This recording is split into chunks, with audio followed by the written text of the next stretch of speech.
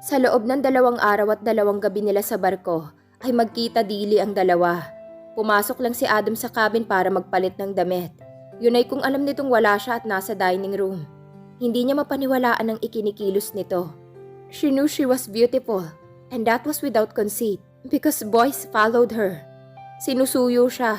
Kabaligtaran naman ang ginagawa ni Adam.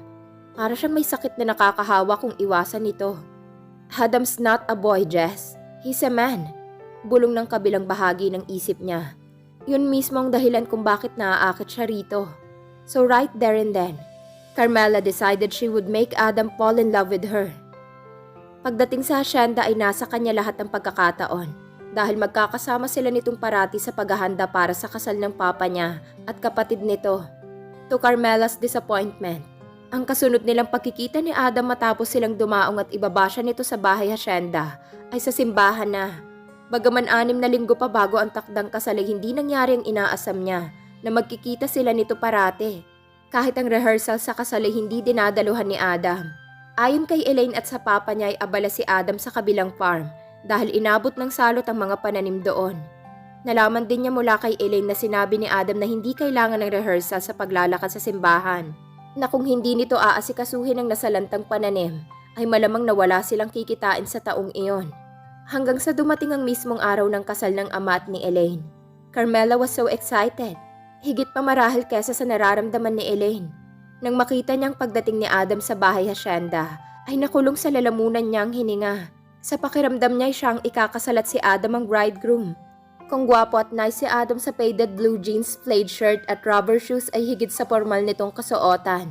Nakasuot ito ng barong Tagalog, itim na wool slacks at leather shoes. She thought no man should be as sinfully handsome as Adam. He could have worn a sackcloth and still he would look like a Greek god. Subalit sa matinding pagkadismaya niya ay hindi siya nito tinapunan ng tingin. Gayong halos hindi na niya inaalis ang mga mata rito. And then she noticed that to admire Adam wasn't hers exclusively. Kahit ang ilang mga kadalagahan sa simbahan at hanggang sa reception ay kinikilig at napapahugot ng hininga rito. Bawat isa'y umaasam na pansinin ni Adam ang mga ito na hindi naman ito binigo. Binabati at nginingitian nitong mga kakilala at mga ipinapakilala. He even gave some of the women the required polite dance. At sa matinding himutok niya, natanto niyang siya lang ang hindi nito nginingitian. Oh well. He was polite. She couldn't fault him that. Pero maliban sa mga kinakailangang atensyon, ay tila siya isang dekorasyong bulaklak sa kasal na yon. Ang reception ay sa bakuran ng malaking bahay hacienda nila, sa hacienda sa Monte. Pinagkakaguluhan ng mga kabinataan si Carmela. Karamihan ay mga kababata at mga kabarkada niya noong high school siya. Isa na rito ang anak ng mayor sa bayan nila, si Jack Benson. Her childhood sweetheart and ex-boyfriend. Hi, cute. Nakangising bati nito. Kung tutuusin ay gwapo rin naman ito at hindi pa huhuli kay Adam. Pero tulad ni Franco, ang tingin niya rito ngayon ay uhugin pa sa edad na 21. Malayong malayo sa maturity ni Adam. Excuse me, boys. Hawi ni Jack sa mga nakapaligid sa kanyang mga binata na mga kaibigan din naman nilang dalawa. Pero heto ng Prince Charming ng pinagkukulumpunan nyo. Nagtawanan ng mga nakapaligid at pinagbigyan nitong makasingit at makalapit sa kanya. Hello, Jack. Bati niya, nakangiti. Hindi ko inaasahang magkikita tayo. Ang alam ko'y sa UP Cebu ka nag-aaral at doon na din naglalagi. Gosh, Jess. Kamukha mo sa break din namin ngayon. And this is Tito Felipe's wedding. For crying out loud. Did you think I'd missed it? Umupo ito sa tabi niya.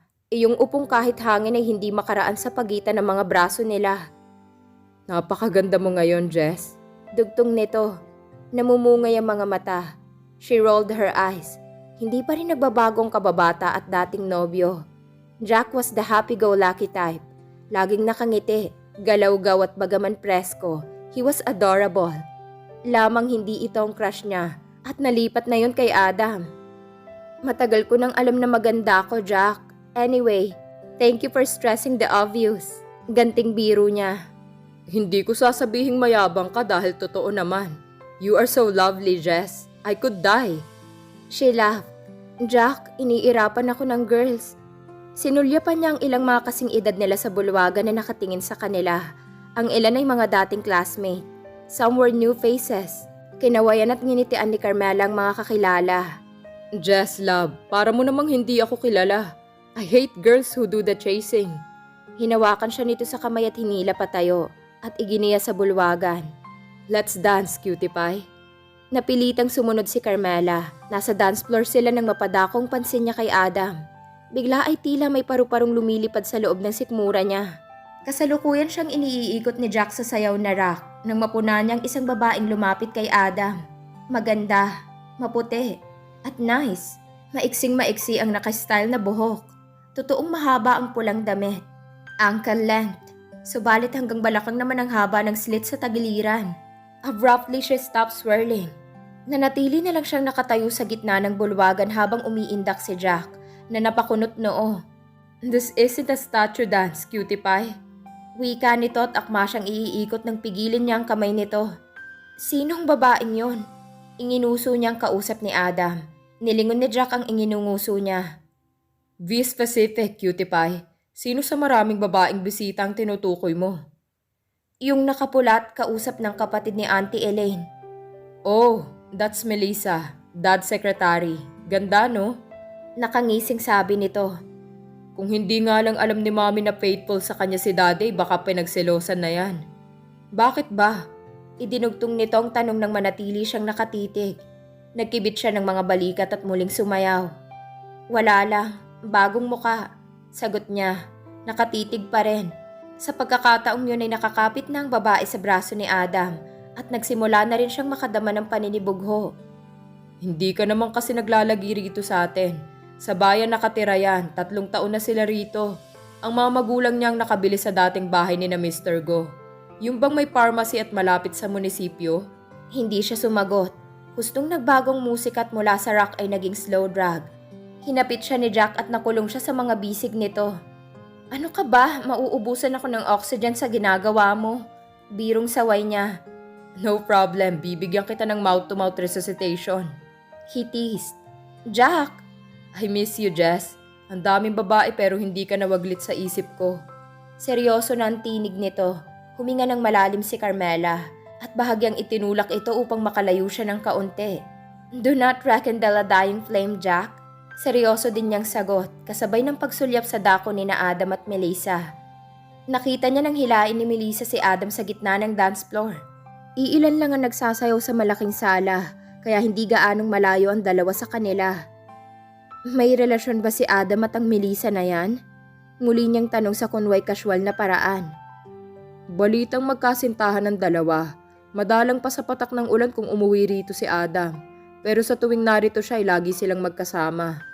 May nakakakita pa nga nagpupunta si Adam sa bahay ni na Melissa sa bayan. Lumuwag ang pagkakahapit nito sa kanya at tinitigan siya. Why the curiosity, Jess? Huwag mo sabihin sa akin kabilang ka sa mga babae rito sa ating may crush kay Adam. Kung meron nga, nagahamong tanong niya. Then forget it. Knowing Melissa, hindi niya pinahihintulutang may makalapit sa pag-aari niya. Isa pa Adam's too old for you. Tayong mas bagay, Jess. Naiiritang sabi nito. Hindi siya kumibo. Nanatiling nakatitig sa dalawang nagsasayaw na dalawang di pa lang ang pagitan mula sa kanila ni Jack. Naiinis siyang nakikitang halos magkayakap ng mga ito dahil ang dalawang kamay ng babae nakapulupot sa leeg ni Adam. Ni hindi niya namalayang hinapit siya ni Jack ng mahigpit. Ang atensyon niya ay nanatiling nasa dalawa. Parang may kumurot sa puso niya nang mariin at nasasaktan siya. Bagay na ikinamangha niya. The simple fascination had become, what? Full-blown crush? Was there such a term? Agad niyang inalis sa isip ang natuklasan at iniwas ang mga mata sa dalawa nang sa pag-angat niya ng paningin ay siya namang pagbaba ng mukha ni Jack at dinampian siya ng halik sa mga labi. I still love you, Jess. He whispered emotionally, pulled her closer. Babaliwalain na lang sana niya ang ginawa ni Jack. Nang sa pag-angat niya ng paningin ay ang mga mata ni Adam ang nakasalubong niya ng tingin. Bagaman nakatitig ito sa kanya ay walang ekspresyong mababasa sa mukha nito. Pinamulahan siya dahil tulad nito at ni Melissa ay halos magkayakap na rin sila ni Jack sa gitna ng dance floor. At natitiyak niyang nakita nito ang ginawang pagnanakaw ng halik ni Jack sa kanya. Ibinalik niya ang pansin kay Jack at banayad itong itinulak. Niyayakap mo na ako, ano ba? She hissed. Pinagtitinginan tayo ng mga tao. Okay, love. Niluwagan nitong pagkakayakap sa kanya. Tama ka.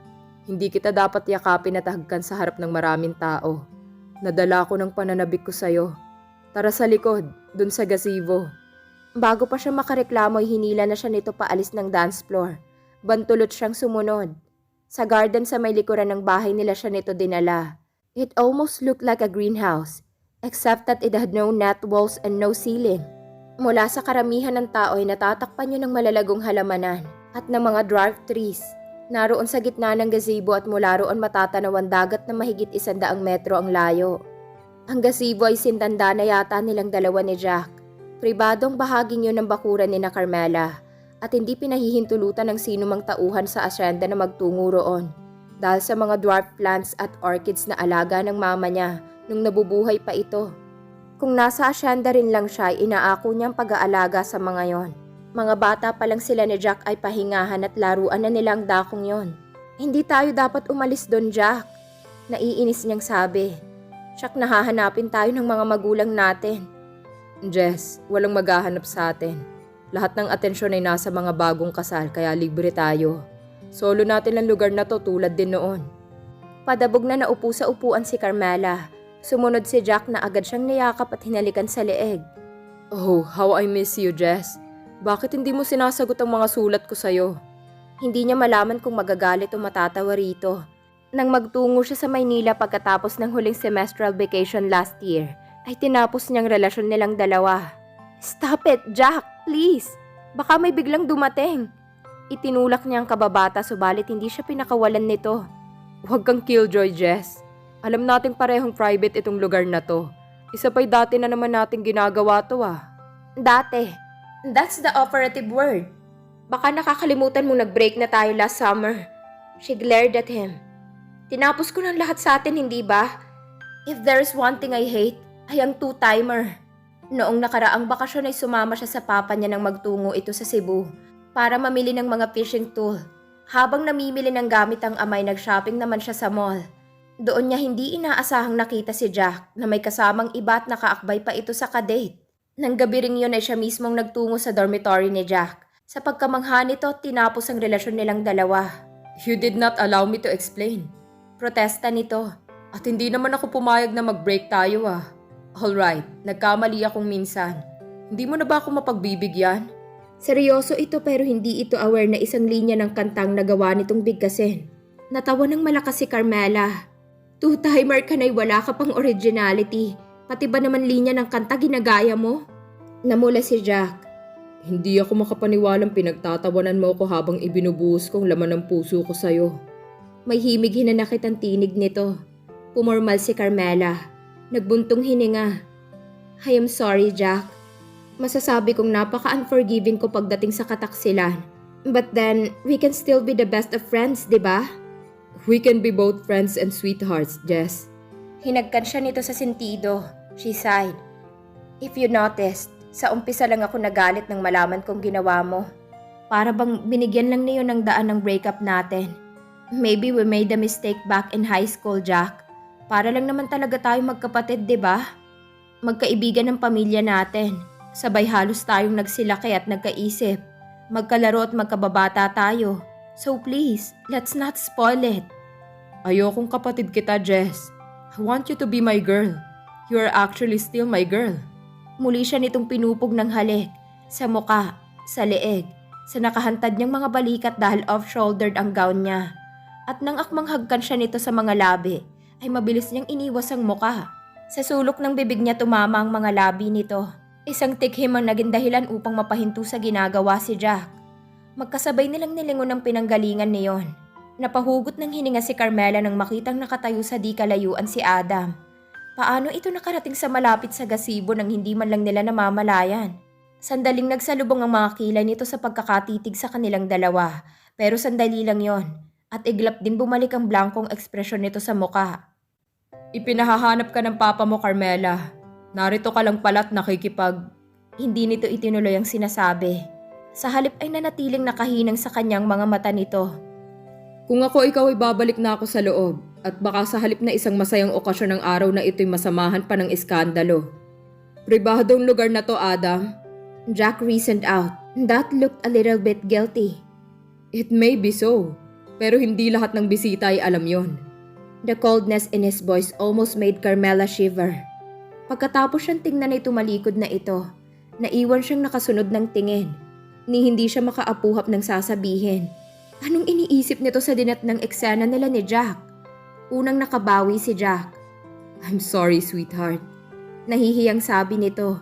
Dinukot nitong panyo sa bulsa at nagpahid ng pawis sa noo. You should be. Padabog niyang sabi. I am not sorry for kissing you. Ang inihihingi ko ng paumanhin ay ang nakita tayo. Pagtutuwid nito. Ano nga palang karapatan ni Adam na pasukin ang lugar na to? His family now. My father married his sister today, remember? She was sarcastic. At bago pa makasagot si Jack ay inunahan niya ito. Now listen.